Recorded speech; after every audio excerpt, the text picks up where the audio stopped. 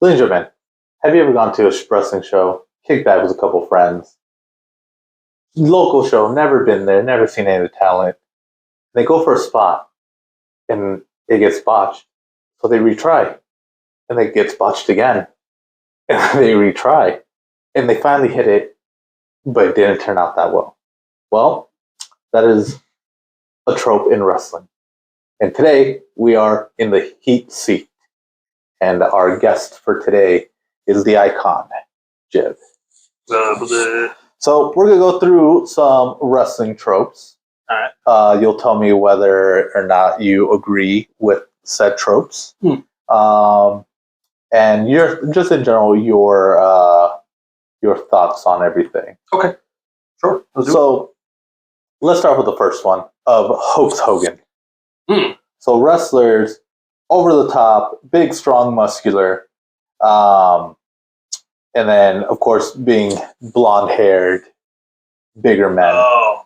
The classic. You know, you've had a couple of them. You had Lex Luger, kind of like Surfer Sting, Warrior. Cena a little bit. Okay. But yeah, what are your thoughts? Honestly, I don't care for them. I don't care for them. Funny enough, this actually takes me back to Cena's run. This is actually why I don't like John Cena, and I don't like watching his matches. Okay. He was WWE champion for I don't know, God, what reign it was at that time. But literally, the reason I would watch Raw is because of the undercard.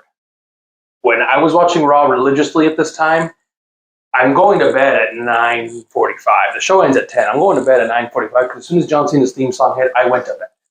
I was like, I am done with this show. John Cena isn't worth my time. I need my sleep. I'm a grown boy. See y'all next week. Cena was not the guy.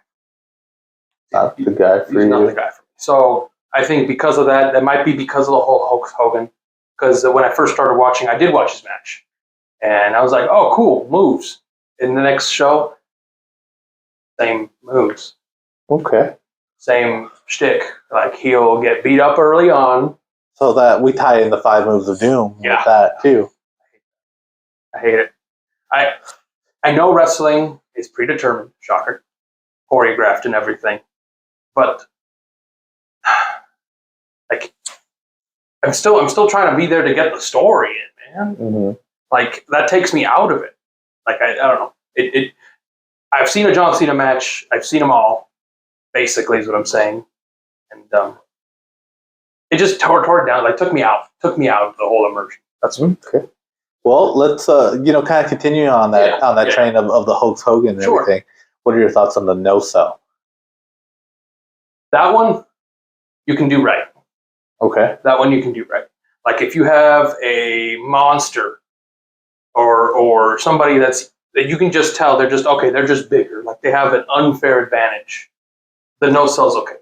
Okay. So I know you are a huge fan of of tag team wrestling. Yes. And you are familiar with the Rock and Roll Express. Have you heard of the trope called the Ricky Morton?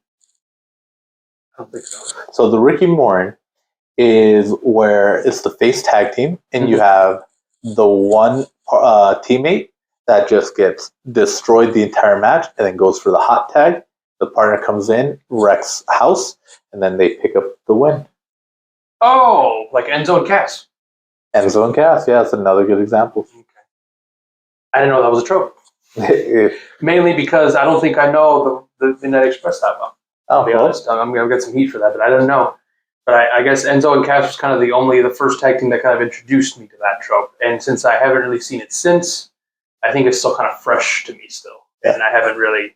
Well, it's been throughout the years, like Shawn Michaels would do it with one teaming with Kevin Nash. I haven't seen him tag. Okay, well... Yeah, that's probably what it is. I just haven't seen enough of that to really form an opinion. Like, I don't mind it. Mm-hmm. But I guess a question for you is, how often does that trope happen? Like, I guess it really comes down to how often is this brought up. So in my views of watching tag team wrestling, it does happen. It doesn't happen to that extreme in most modern day tag matches that I watch, at least. Mm-hmm. You'll see like the face team like tag in and out here and there. but you don't usually see that the one partner go in, just get destroyed, and then tagging the partner to clean house. Okay. So, but it was it was more of a thing in the 70s, 80s, 90s. Okay. We don't see it a whole lot anymore, but it does still happen. Oh, I'm sure. For the most part, that's, you'll start off, most tag team matches have evolved where the face tag team will go in and out, but at some point, they're isolating one of those members. Oh, definitely. All right, next trope here. Sure. What about suplex finishers?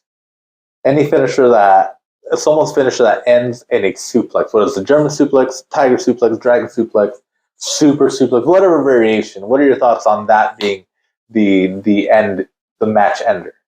I don't mind it. Okay. I'm okay with it. Because 9 times out of 10, especially with the German, there's a bridge. I'm sure there's a bridge. Unless they let go and then go for the pin again. I mean, it's okay. I don't think it's a bad idea. It kind of also, what I really like is it'll bring that, I guess, that unpredictability. Okay. Where I guess it kind of reinforces the fact that any move could be a finish, and it does it. It kind of gives potential for other moves that could end a match, like a drop kick, or like literally a transitional move, a snapmare, a fireman's carry, like from the knee one, like the amateur wrestling. Yeah. Like, I mean, it brings you that the surprise. Okay. A surprise finish, which everybody loves a surprise finish. That's true. And we've seen wrestling evolve where DDT, suplexes, those were the match enders, and now they're transitional moves. So, and Jake the Snake said it best. His DDT was the best. It was. No one else can do a DDT better than him because no one's kicked out of his DDT. Yeah.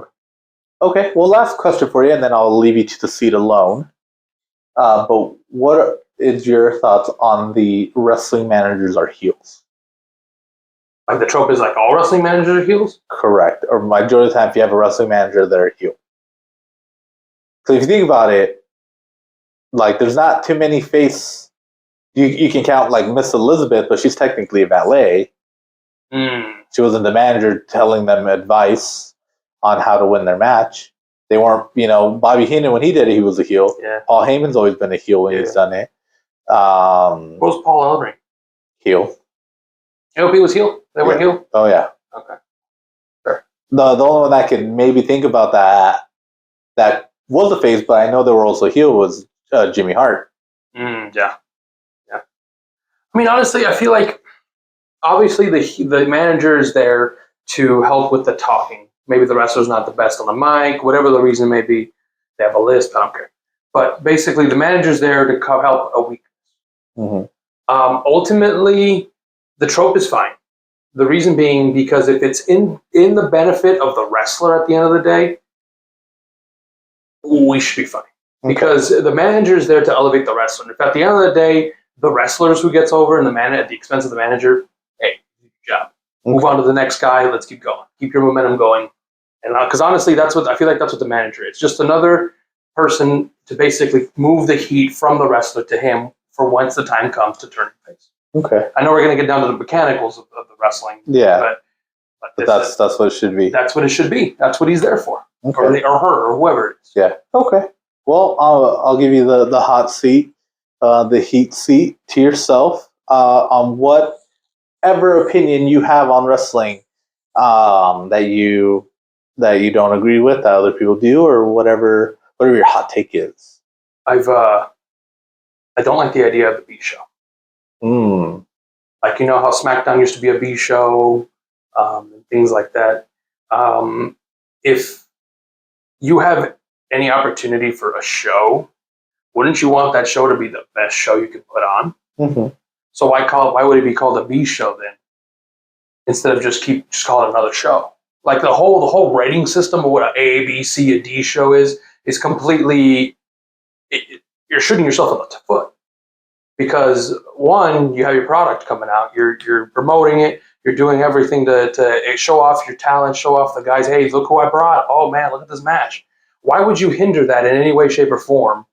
And people might not even be like, oh, should I even watch? It's not even like their A game because it's a B show.